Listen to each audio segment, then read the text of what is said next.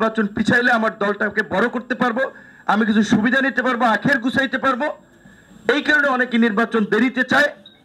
তারে দেখলাম আমাদের বিশিষ্ট ইউটিউবাররা আবার আজকে আবারও গালি দিচ্ছে। দেখ গালি, ওটা নো ম্যাটার। 2 লাখ টাকা করে বলে 3-4-8 লাখ টাকা দিয়েছে ছাত্রদের, সরাসরি তাদের কাছে পৌঁছানো হয়েছে, তাদের মোবাইল কিনে দেওয়া হয়েছে, তাদেরকে আপনার পৌঁছে দেওয়া হয়েছে। এখন দেখেন নির্বাচন কোন দল ব্যক্তি দেরিতে চাচ্ছে, কারণ আমার দিয়ে যদি এক্সাম্পল দেন, এই সরকারের সব উপদেষ্টা তো ব্যক্তিগত আমাদেরকে চেনে, আমাদের কন্ট্রিবিউশন আছে, তারা জানে, আমাদের একটা মূল্যায়ন করে। সচিব, ডিসিএসপি সবাই একটা মূল্যায়ন করে, কারণ আমাদের জানে যে স্যাক্রিফাইসের ফলেই আন্দোলন বা তারা এই অবস্থানটাতে এসেছে। তো বলতে গেলে তো আমি যদি যাই বিভিন্ন জায়গাতে সুবিধা পাবো, দল গুছাইতে পারবো, তারপরে অন্য দলের সাথে ফাইট করতে পারবো, তাহলে সময় পেলে আমার জন্য ভালো।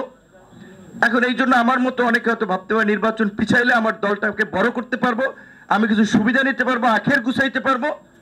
এই কারণে অনেকে নির্বাচন দেরিতে চায়। আর অনেকে মনে করছে যে সংস্কারগুলো বাস্তবায়ন ন্যূনতম অন্তত করা দরকার, সেই জন্য অনেকে মনে করছে কিছুদিন সময় লাগলে পেছানো যেতে পারে। তো সংস্কার বাস্তবায়নের পক্ষে কোন দল কি বিরোধিতা করেছে? অযথা বিএনপির মতো একটা বড় দলকে ভিলেন বানিয়ে লাভ আছে? বিএনপির মতো সাংগঠনিক কাঠামো সক্ষমতা এই মুহূর্তে কোনো দলের আছে? সরকার নির্বাচন হইলে তো সরকার গঠন তারা করবে, তাই হচ্ছে তাদের নেতারা রয়ের এজেন্ট, মুখে দালাল, অমুকে এইটা করতেছে, এই সমস্ত কথা বলে সোশ্যাল মিডিয়াতে ওপেন প্ল্যাটফর্ম মানুষকে বিভ্রান্ত করা হচ্ছে। গতকালকে আমি বলছিলাম, সালাউদ্দিন সাহেব এই আন্দোলনে দিল্লি থেকে আমাদের সাথে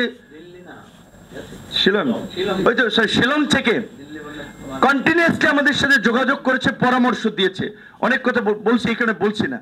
তারে দেখলাম আমাদের বিশিষ্ট ইউটিউবাররা আবার আজকে আবারও গালি দিচ্ছে। দেখ গালি, ওটা নো ম্যাটার। তার দ্বারা তো তার পরামর্শ পলিসি নিয়ে তো আমি রাজনীতি করি না, আমার বলতে হবে যে এটা না বললে অকৃতজ্ঞতা হবে। 2 লাখ টাকা করে বলে 3-4-8 লাখ টাকা দিয়েছে ছাত্রদের, সরাসরি তাদের কাছে পৌঁছানো হয়েছে, তাদের মোবাইল কিনে দেওয়া হয়েছে, তাদেরকে আপনার পৌঁছে দেওয়া হয়েছে। তারে বানাচ্ছে রয়ের এজেন্ট, সে তাকে ট্রেনিং দিয়ে নাকি এখানে পাঠাইছে। এই সমস্ত বিভ্রান্তিগুলো যারা ছড়াচ্ছে, এদের উদ্দেশ্যটা কি? সামরিক বাহিনী ক্ষমতা দখল করতে চাচ্ছে, এই করতেছে, ইউনুসকে নামাইতে চাইতেছে, এইগুলো বলে পাবলিক সেন্টিমেন্টকে উত্তেজিত করে এখানে একটা সংঘাত সৃষ্টি করার চেষ্টা করা হচ্ছে। এই বিষয়ে আমাদের সচেতন থাকা খুবই প্রয়োজন। এবং আমি যেটা বলছি, আমরা যেটা বলতে চাই, রাজনৈতিক সরকার, বিএনপি তো অলরেডি স্ট্যান্ড তার ক্লিয়ার, বন্দরের প্রশ্নে তারা এটা সঠিক মনে করে না, করিডোর দেওয়াকেও তারা সঠিক মনে করে না। সুতরাং বিএনপি নির্বাচিত সরকার আসলেও তো আশা করি এই বিষয়ে সিদ্ধান্ত নেবে না।